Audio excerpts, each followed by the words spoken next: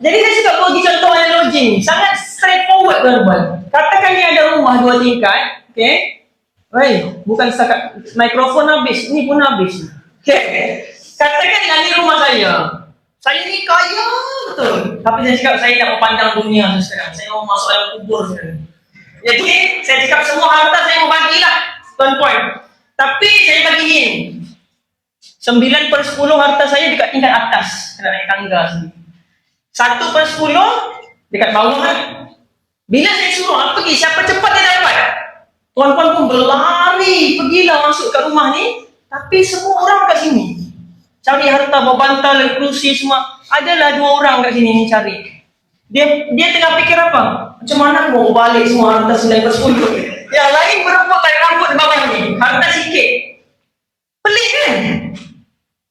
Jadi bukan cakap tak boleh makan gaji kaya, boleh 1/10. Kita mau 1/10 kan 9/10. 9/10. Kenapa orang tak naik tangga? Susah naik tangga, penat, habis tenaga, takut terjatuh, banyak risiko. Bagus ke bawah. Sama lah, buat bisnes bukan senang.